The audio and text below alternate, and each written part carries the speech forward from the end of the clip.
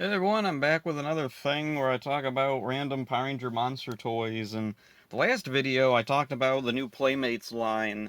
Let's see, they're doing a Squat and Babu figure, and some people are kind of excited about that because those are two characters that haven't really gotten a lot of representation in past toy lines, or at least not lately. Let's see, most recently they did actually get toys in Super 7's Reaction line. Here they are. Okay, so here's Reaction Squat and Babu here. Squat looks pretty good. I'd say this is probably one of, like, the best Squat figures we've ever gotten. Like, man, everything, we got all the little details on him. Let's see, the scale is all really good. The paint job is great. And we got this cool little illustration of him on the side. We even got that weird little gun thing he has sometimes. So yeah, really nice, a lot of little details on that picture there. But then we got Babu, and he did not fare quite as well. Yeah, he's Bab Blue here. I'm afraid I just blew myself. Everybody wants to make him blue, and this illustration, like, for Squat, the illustration was, like, it's stylized a bit, but it still looks like a guy in a suit, whereas Babu looks more like artistic interpretation of the character, not quite the character as we see him in the show. And then the toy here, yeah, it's just all blue. Yeah, so not so good for Babu, unfortunately. Squat turned out pretty good, though. Okay, now moving on to some other Squats and Babus. Here we got the old Bandai vinyl Babu here. He's a pretty nice looking figure, nice with like the sculpt. The face is kind of... Like, this was just a thing with the early Bandai vinyls, is they tried to make them look kind of mean and angry. But yeah, aside from that, he looks pretty good. Got a lot of details. Got the weird little desiccated bat wings there. Oh, got the spine there. That is nice. Got his head, or yeah, the hair on his head, pretty good. Oh, the articulation is nice on this. I didn't even know his head moved. Huh, cool. Not a whole lot of articulation on these old vinyl figures, though. Like, his arms and legs have some... Okay, the legs are pretty limited in their movement, but yeah. Pretty nice, just... I don't know why blue? Like, at least they do mix in, like, the really, really dark, almost black blue. It's not quite as bad as the Super 7 Reaction, you know, bright blue, bad blue there. Pretty nice sculpt.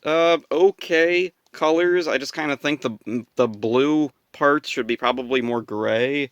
And then here we got the Bandai figurine of Babu here, and yeah, I don't know what it is with Babu, but they really wanted him to be, like, blue, and I don't get it. Like, he's not blue in the show, he's, like, black and gray with white, but there's, like, yeah, almost no black or white. He has, like, little antennas on his head. They actually painted those black. That's very strange. I don't know why they went to the trouble there, but it didn't bother with the rest of him. Also, the sculpt, really nice on this, if you wanted to, like, paint him to actually be the right colors. Okay, moving on to, we got some Squats here, other Squats. So here we got this Squat here. He has a little gun in his hand there. That's nice. Half-lidded eyes. That's kind of a weird look for him. Detail, paint job. That's all really, really nice. He's got something snapped off his shoulder here. I think he had, like, a little, like, tube or something coming off his shoulder. The Super 7 figure doesn't have it, like, at all. So I'm not really sure what exactly was going on there. I have some little Squats. They have a thing on his shoulder, so maybe it was... Maybe that'll give us a clue. So moving on to the next Squat, here we got the minifigure. Really nice little minifigure, not the best paint job. They don't have the little spots on the legs, but otherwise he looks pretty good. Here's that thing on his shoulder. We have like a little, like, shield thing or something. So, yeah, if that was what was on this one's shoulder, then yeah, no wonder it snapped off. Why would it even be like a separately sculpted piece? Just have it like right on the shoulder pad like this, if that's what it's supposed to look like. Whatever. Anyway, this did the job, like, for a little figurine. It's fine. Not gonna be super detailed, being a figurine. Like, not this size, I mean. And then moving on to, here we have the Micro Machines Squat, which is a pretty interesting little figure, because it's not a figurine, this is actually an action figure. He has some articulation.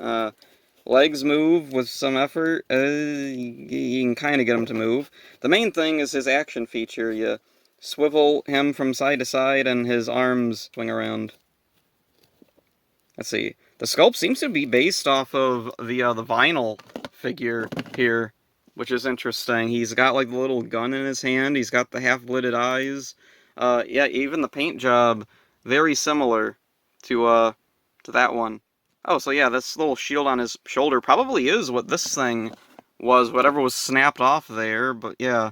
Don't know what Bandai was thinking, not just sculpting it right onto the shoulder like these little figures did. Okay, and next up here we got Evox. This is the Sonic fast food drive-in thing. Yeah. There was also some, like, little Beast Morpher Ranger figures with holographic visors that would go from looking normal to looking battle damaged. It was kind of cool. But the cool thing was we got an Evox, and the really nice thing is Evox was about in scale with the official Hasbro Beast Morpher figures. So that was a really neat thing. Also, he has some articulation. So this is Evox in his like digital snake form. He's semi-translucent. He's got like little hollowed out thingies on the back of it. I don't know why exactly. I guess for sturdiness or something. So I guess the idea is you put your finger here and you can have him open and close his mouth so he can yell at whoever his minions are. I don't remember. Let's see. Head swivels around. That's nice. And he even has a little tail that moves around, though I think this was more because he had to be, like, I think he came in pieces. He was, like, in a little baggie and he had to assemble him or something. So that might be why the tail is articulated at all, just because of that. I don't remember. It was years ago when I got this guy, so I don't really remember exactly if I had to put them together myself or something. And then next up, here we got Rygog from Power Rangers Turbo. Very, very nice Rygog figure. Unfortunately, like, just due to Rygog as a character, like, his function and all that, he doesn't really move a whole lot because, yeah, it's Rygog. He's not really a fighter. He's more of a stand there type of guy. Interestingly, the face of this guy is based more off Dynamo, his counterpart from Car Ranger, and even his action feature is more something that Dynamo would do. So you move a little red switch on his back here, and it opens his mouth and he sticks his tongue out. Yeah, not something that Rygog... I don't think Rygog even had a tongue. Also, his face, like, he had lips, I think. He didn't have just this big, like, half head separated by teeth. On that little thing on his head, you can move that and open and close his mouth with that. Now, the annoying thing with Rygog here is that if you get him secondhand, there's definitely going to be pieces missing, because all these armor pieces come off, and you're just left with a very odd-looking Rygog with his green legs. Oh, and the back of this is actually coming loose. Yeah, I don't know what they were thinking marketing this to kids, because there's so many little pieces that are definitely going to go missing as he's played with, and so, yeah, that's exactly what happens. Yeah, and then you try to put him back on, and you gotta know, like, the right way. Like, I think I put this shoulder pad back on the right way. I don't really know for sure. Let's see, and this one, how does this go on? I think I might, yeah, I think I messed up the shoulder pads already, and I just took them off. Let's see, this one goes on this side, I think? Maybe? I don't really know. It's not really fitting on either side, actually. Okay, there it goes. It's that there. Now I got it to fit on, and okay, and this one goes here this way. All right. So yeah, when I bought this, it didn't have all these pieces. It was actually missing quite a few of them. It had like one of the leg pieces. So then I had to keep waiting on eBay, waiting for like the individual pieces to come up, but the individual pieces cost a lot too, especially with shipping. So then, let's see, I'd wait for like another figure, another one would come up, it'd have a little bit more of the armor, and eventually I was able to get a Rygog with all the armor. This is not all the armor the figure originally came with. This was all like a couple of Rygogs, and then the extras I sold at the comic book store. But yeah, Rygog, a very nice looking figure if you're an adult collector, but yeah, I don't think this is a very good choice for kids. If they were to do new Turbo toys, like if Playmates actually gets as far as Turbo if the Mighty Morphin focus doesn't completely kill the line and they get to Turbo in a couple of years. Geez, by the time they get to Turbo, we'll have another president. Hopefully. If they make a Rygog, it'd probably be in their best interest to connect all the armor pieces and not have them all be separated. Multicolor Triptoids. So for, I think it was SPD, they re-released the Triptoid sculpt, but with different paint apps. So, yeah, this is basically just the normal Triptoid figure from Dino Thunder, but he's yellow now, for some reason. Articulation was pretty good on the Triptoid figures, like, I could see, like, an art class using these for reference. So, yeah, nothing really to say about. It's just a yellow Triptoid. Nothing super special with him. But then there's also a green Triptoid, and I think there's some other colors, too. Like, isn't there a pink Triptoid out there? You can have a whole team of Triptoid Rangers, if you really wanted that. Oh, do you think all these different Triptoids were in that video game that Ethan was playing? Maybe only the white and black Triptoids were in that level, and these yellow and green ones were in another level. Huh, that'd be interesting. Somebody write a fanfiction about that. Yeah, not really much to say about the Triptoids. They're decent. Like, the paint apps are really nice, considering they're not even real characters. They're just weird repaints that they did, and I don't know why. Also, why did they do Triptoids for SPD? It's not like SPD has a lack of monsters to choose from. Okay, what do I want to talk about next? Oh, here we go. So, from the 2010 Mighty Morphin Reversion line, here comes a Putty with enormous hands. I don't know what the deal was with their hands. But yeah, the hands are very big on the 2010 Putties. All I can guess is maybe they were based on the Putties from Gung Ho specifically, because they also had unusually large hands. Aside from the hands, the sculpt is pretty good. Got his face there. We got, yeah, Putty face. Painted all the way around, which, like, not really saying much because it's just gray and black and then red for the eyes. But still, this was a decent figure in scale with the other 2010 Mighty Morphin figures. Not a whole lot to say about this guy. Oh, his hands, interestingly, they're sculpted to hold things, even though he didn't come with any accessories that were his own.